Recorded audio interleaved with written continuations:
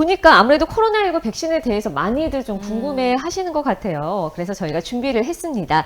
류지원 원장님과 함께하는 코로나19 백신 팩트 체크.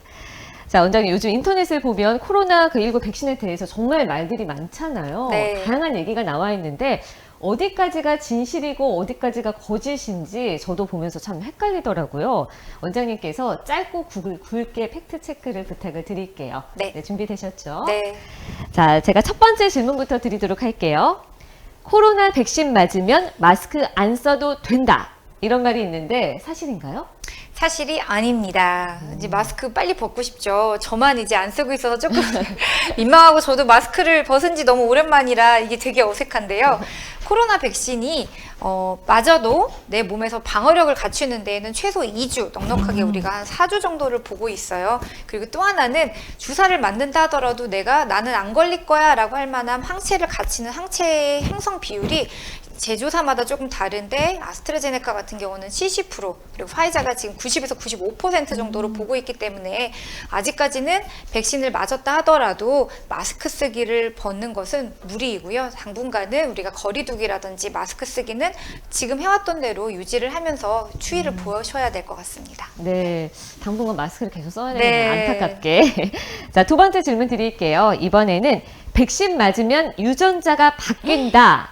네, 어떤가요? 맞나요? 네, 이게 이제 우리가 한 번도 생각해보지 못했던 건데 mRNA라는 백신 이야기가 나오니까 이제 RNA? 뭔가 DNA가 유입되나 막 이런 생각을 하면서 그런 루머가 많이 퍼지고 있더라고요. 근데 우리가 이제 유전 물질은 DNA에 다 염기서열로 저장이 돼 있고 그 염기서열을 통해서 단백질이 만들어지는 중간 단계가 mRNA거든요. 근데 그게 가장 중요한 내 유전 정보를 보관하고 있는 거는 세포의 세포 핵에 존재하고 있어요. 그러니까 세포에 내 가장 중요한 코어 부분인 DNA는 세포 핵에 이렇게 들어있는데 우리가 지금 나오고 있는 이 mRNA 백신은 세포 핵에 침투하는 게 아니라 세포 핵 밖에다가 mRNA만 넣어줍니다. 그러면 이 mRNA가 DNA를 건드리지 않고 바로 다음 단계인 단백질을 만들어서 이렇게 세포 모양을 변형시켜서 이렇게 항체를 만드는 거기 때문에 세포의 고유의 그런 DNA라든지 그런 형질은 전혀 변하는 게 아니고 그 다음 단계라고 보시면 돼요. 그래서 절대 유전자가 변하지 않습니다. 네, 유전자가 바뀌는 게 아니라고 네. 합니다. 자, 세 번째 질문 드릴게요. 백신 몸살은 청년들이 더 앓는다. 저도 이런 얘기 들었는데 좀 아닌 것 같거든요. 어떤가요?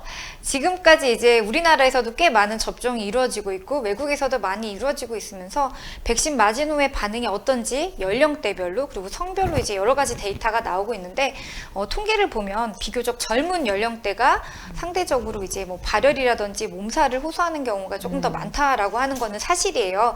근데 그 이유가 뭘까 여러 가지 이제 가설이라든지 추정되는 이야기가 나오고 있는데 일단은 젊기 때문에 파이팅을 잘하는 거예요. 그래서 이제 예를 들어서 나쁜 적이 들어왔을 때 막 내 몸에서 떼거지로 몰려가서 막 싸우는 거죠. 그래서 막 싸우는 이런 면역 항체라든지 이런 면역 염증 반응 물질이 굉장히 많이 나오기 때문에 젊은 사람들이 조금 더 몸살처럼 주사를 맞자마자 한 이틀에서 길게는 3일 정도까지 내 몸에서 이제 트레이닝하는 과정에서 한 10명만 나와도 되는데 한 15명 정도가 떼거지로 나와서 이렇게 싸움을 하는구나. 그래서 내 몸에서 이렇게 열심히 얘네들이 훈련을 하고 있구나라고 생각을 하시면 되고요.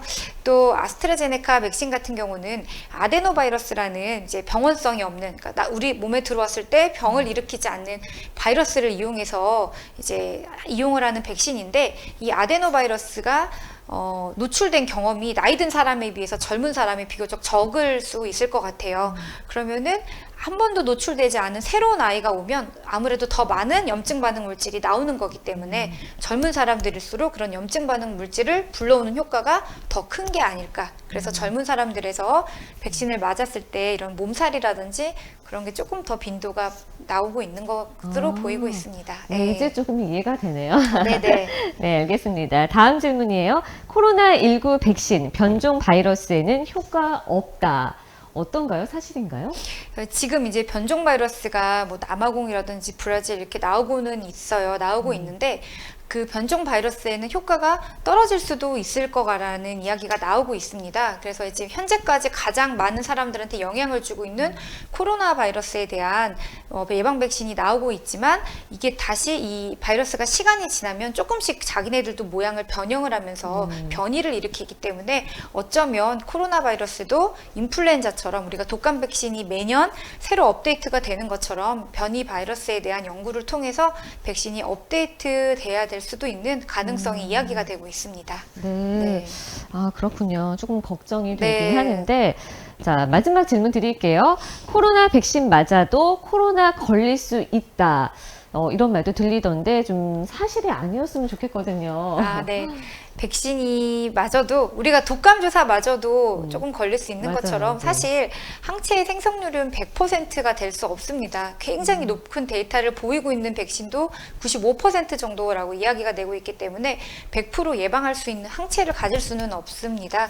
그리고 또 항체가 만들어지는 시간도 있기 때문에 아직까지 100% 안 걸린다라고 이야기할 수는 없지만 대신 백신을 맞으면 아무래도 코로나에 노출이 되더라도 빨리 경증으로 끝난다던가 증상이 약하게 올 수는 있습니다. 그래서 네. 백신은 맞는 게 좋겠죠? 네. 네.